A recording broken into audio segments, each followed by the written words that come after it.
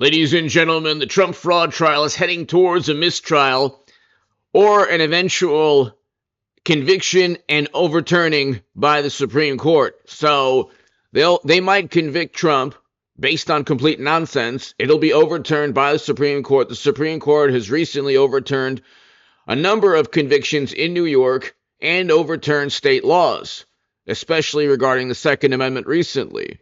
So it's obvious Trump's constitutional rights have been infringed upon. I want to read you Congresswoman Elise Stefanik's written demand or request for an ethics Elise Stefanik's ethics complaint. Okay, so ethics complaint. Let's read this. November 10th, 2023. Dear Commissioner members, and hit subscribe to this channel right now because this is exactly what you're not going to hear from most other outlets or most other news channels. And it talks about exactly why there's a double standard. This has nothing to do with the rule of law. It never had anything to do with the rule of law. This is Trump's political rivals going after him. And you're going to see when people who prosecute him give donations to the Democratic Party. That's a problem. That's a huge problem, ladies and gentlemen. It's not just a judge or a law clerk that is doing their duty. It's a political machine where there's a money trail of political donations to a particular party that is going after the direct political rival. Hit subscribe to this channel to read my writing on The Hill, The Huffington Post, Salon, The Jerusalem Post, The Federalist, other publications. Go to hagoodman.com. To my super thanks, thank you, it's below. To the new Patreons, thank you. By December 1st, I'll be doing 4 segments at least a day and a live stream. I'll try to do a live stream this week to test out some new software. This is from Elise Stefanik, Congresswoman, explaining why there must be a mistrial. I write today to express my serious concerns about the inappropriate bias and judicial intemperance shown by the judge in New York's lawsuit against President Donald J. Trump and the Trump Organization. By the way, Deutsche Bank, every other bank that loaned him billions, is not part of this lawsuit. This lawsuit is being leveled against Trump by Democrats, people who ran and who gave money to the Democratic Party, but people who ran on persecuting Trump, literally asking or telling the world they're going to go after Trump. Then they went after Trump in 2024. Gee, what a coincidence. The judge's bizarre behavior has no place in our judicial system, where the judge is not honoring the defendant's rights to due process and a fair trial. Here you have the Supreme Court coming in.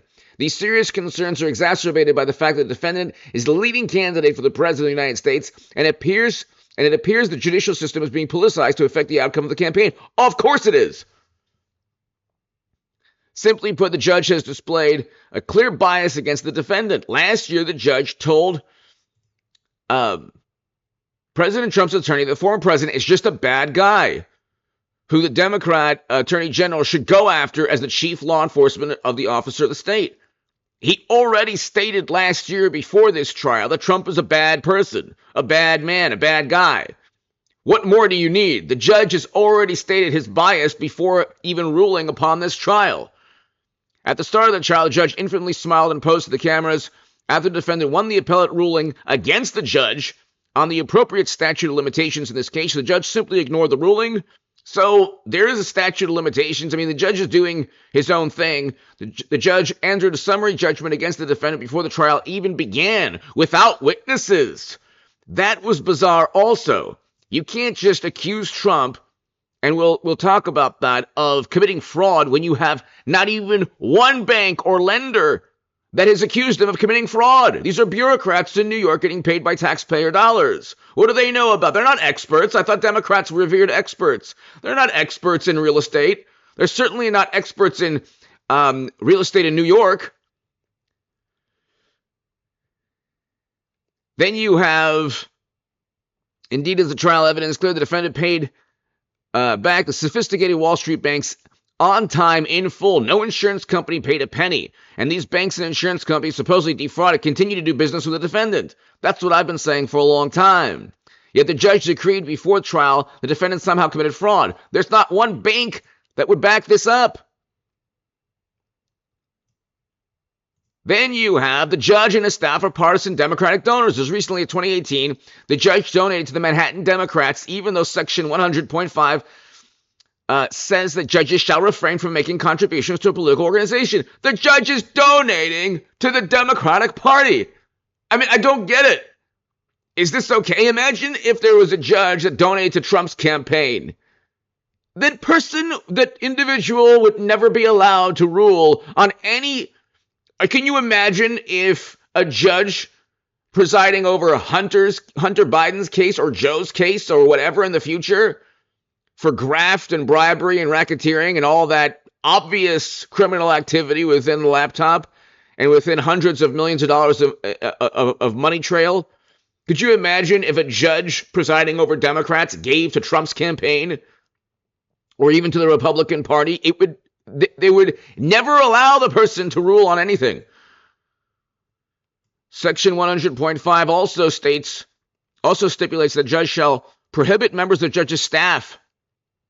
One staff member, a principal law clerk, donated in excess of $500 to political campaigns. Then $3,335 to Democratic candidates and causes. So, and they already gave $1,000 in 2023 alone. One of the staffers. You have a chief law clerk, including the judge, giving to Democrats. What more do you need? My God. So this has to be thrown out. Here you have from Breitbart. I just read you most of the ethics complaint, but this is an ethics complaint and clear judicial bias. Regarding clear judicial bias, New York, by the way, strikes down, the Supreme Court strikes down New York laws all the time. All the time. Or New York convictions all the time, too. Second Amendment. Sorry, we have the Constitution. Wonderful, morally superior liberal Democrats. By the way, poverty rate. The poverty rate is a direct correlation to criminal behavior. Not laws infringing upon Second Amendment. When people say, oh, the per capita of New York and the state of California, you're talking about 40 million people in California. The cities with the highest poverty rate have the same crime rate, and people, unfortunately, let's say, I don't want to use the word because of I want to say algorithmically friendly. So people ending the lives of other people, okay, utilizing firearms. Okay, that's the same rate. It doesn't matter where you are in the world even. If you have a city in the world or in the U.S. with a high poverty rate, you're going to have the highest or much higher rates of people trying to end other people's lives through the use of firearms. The poverty rate is the only thing that correlates, not laws infringing upon the Second Amendment. They make zero impact because criminals don't follow the law. Somebody should tell Democrats, well, you can look at Hunter and Joe. Did they follow the law? No. Just look at the laptop with the New York Post reporting. But anyway, the judge, and I'll wrap this up. In the defendant's world, this is when the judge, who doesn't know much about New York real estate, in the defendant's world, rent-regulated apartments are the same as unregulated apartments. It depends on the area. Okay, it could be depending on the area of New York. Some areas of New York, a very small studio apartment is worth more than a much larger apartment in other areas. Restricted land is the same as unrestricted land. Again, this is all depending upon where in New York he's talking about. The context is missing from the ruling that said Trump defrauded banks. And by the way, there are no banks, there are no insurance companies, there aren't anybody, there aren't any corporations backing or lending institutions backing the judge on this. So obviously you have a completely politicized situation. Trump's fraud trial is again derailed by judge's biased law clerk as the defense threatens to seek mistrial. If there's no mistrial, it'll be overturned. It's complete nonsense. Trump, as always, did not commit any crimes. His direct political rivals, however, are going after him. Give me your thoughts below. Hit subscribe right now. Thank you.